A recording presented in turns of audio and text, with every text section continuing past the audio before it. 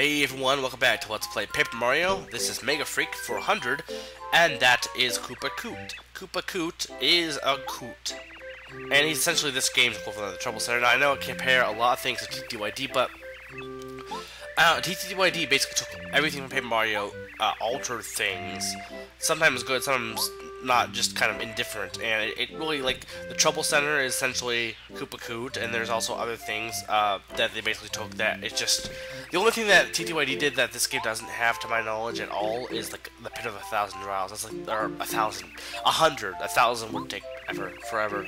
Yeah, but the Pit of 100 Trials is, like, the only thing, I think. Well, one of the main things. There's other things that TTYD added. But the chapters are very similar. Like, this game is, it mentions Colorado, but he's never shown, and same with the Chapter 1. So I know some people don't like TTYD because it's just basically like it's a copy of the original.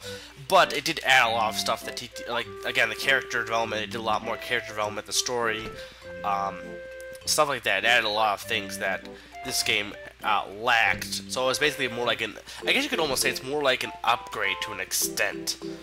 Either way though, both games are great, so I enjoy both of them. So let's give him Koopa Legends so we can get a firmer shell.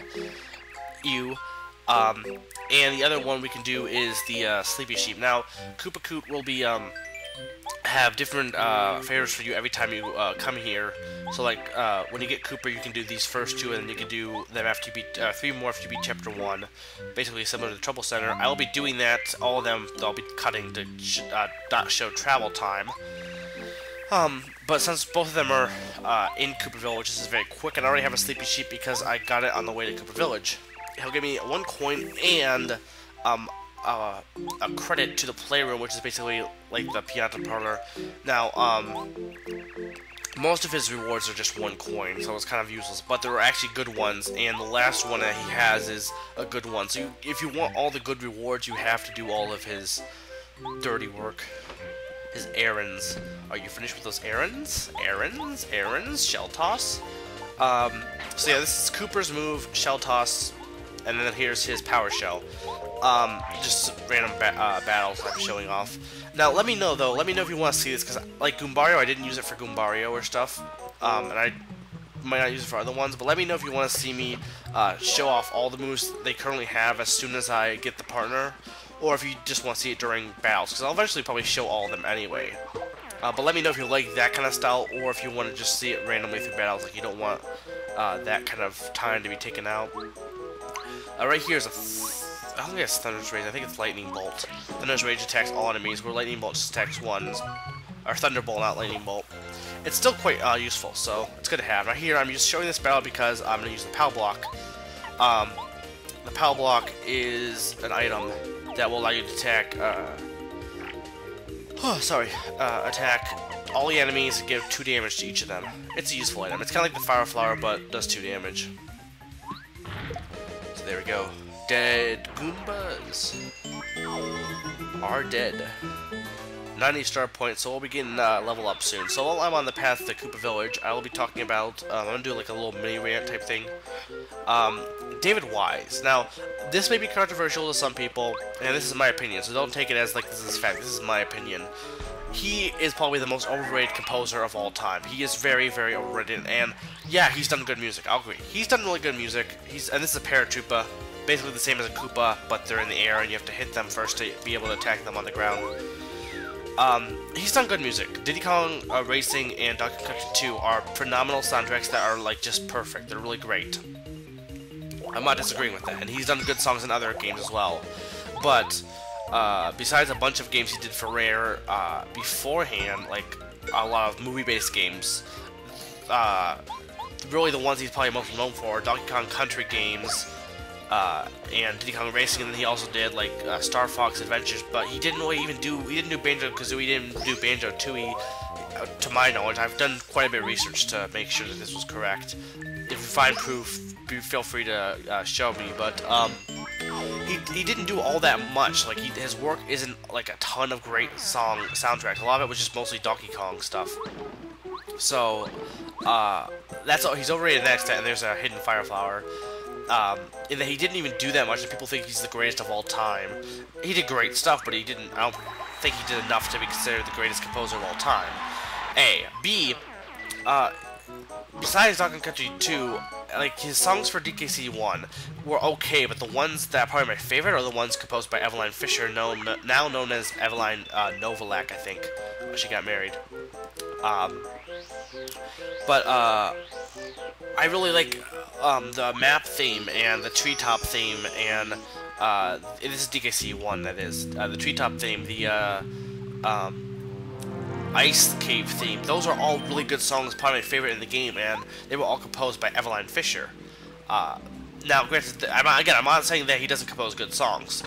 King K. Rool's theme is great. Jungle Japes, the Jungle Japes type theme, the Hijinks type, I don't know what the name is. That's a great song. He does compose great songs, but Eveline Fisher also does, and I think she gets the short end of the stick. For example, she composed almost the entire soundtrack for DKC 3, but David Wise also composed a few songs in that soundtrack. So people got, a lot of people don't like the soundtrack, but they admit there's some really good songs in there, so they automatically assume that David Wise composed those good songs. And like, oh, he must have composed them. It's like, oh, there's not really any good songs. There's a few good ones, and David Wise must have composed them. Eveline Fisher sucks. Even though she's done voice acting too. She actually is the voice of Pipsy. I think she's the voice of Joanne Dark too, if I remember correctly, from Perfect Dark.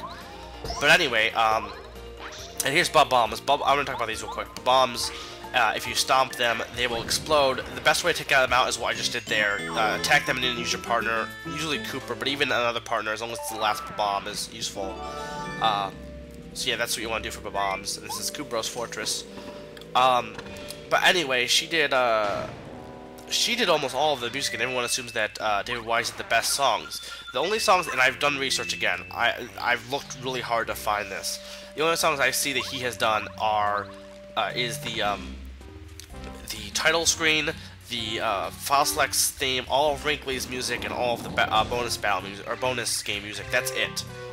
Everything else was composed by Eveline Fisher. That means the treetop theme, that means Rock Face Rumble, or I think Rock Face Rumble, or whatever it's called, which everyone loves that one, and they say, oh, David Wise composed it. No, he didn't, at least to my knowledge.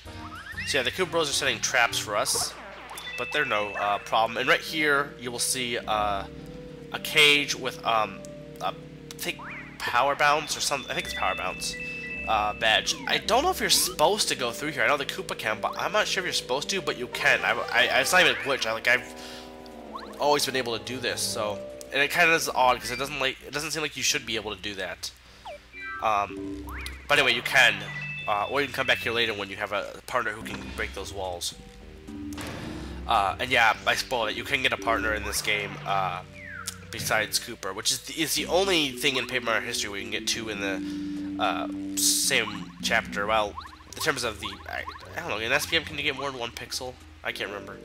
But anyway, now I rant with David Wise. I don't hate him. I don't dislike his music. I'm just saying that he's way, way, way overrated. Like, I know it's an overrated word. It's overrated to use the word overrated. Like, the use of overrated is overrated. Yeah. But it really is. He's like the most overrated composer of all time. He's not all that good. He's praised way too much, and it's just, he's good, but he's not as good as, like, I think the thing that annoys me most is when people like someone so much that things that are related to them, they like with Family Guy. Like, I've not a big fan of Family Guy anymore, and there's, you know, the Kool-Aid Man joke. There's people who have said, they posted a picture of the Kool-Aid Man. People have said, oh, it's a reference to Family Guy. No, it's the Kool-Aid Man. Family Guy did not invent the Kool-Aid Man. I'm sorry, they didn't. That's when, that annoys me probably the most, is when people take something and they think that people did it when the overrated person did something, like David Wise composed Rock Face Rumble when he didn't, it was Eveline Fisher. But sorry, I kind of went off a tangent there, but, fire bars, from the original Mario Bros. If you jump over them like that, you will get a ton of coins. I recommend you do this because you will want money, because money's awesome. I don't think you can do it multiple times. Like, you can come back here, and like after you leave the room, and they'll be back, but you won't get coins from them. I tested that. I'm not sure if you leave the fortress though and come back, but it's really not worth going all the way back and forth unless you have no time, or you have enough time, or you don't mind wasting time. But anyway, here's a key we need. I know I didn't really talk much about the fortress yet, but yeah, there wasn't really much to talk about. Just the bombs was basically the main thing that appeared, and the Koopa Bros continue setting traps. Here's the yellow one setting another trap for us. Okay, this is perfect, I think. I'm not really sure what he was doing. He was just pounding the platform with a hammer, like, ooh, I'm doing stuff. Pound, pound, pound. You kind of need nails or something. In fact, whatever he set up, he didn't even need a hammer for, technically. Well, maybe. Anyway, that room right there that I showed will have a save block. I don't need to show that, though, because all it is a save block. Before I do, you have to hit that you're forced to. Before I do, I'm going to go into this room and battle another enemy, and that's all the time I have. So this has been Mega 400 reminding you to listen to DKC3 soundtrack. It's awesome.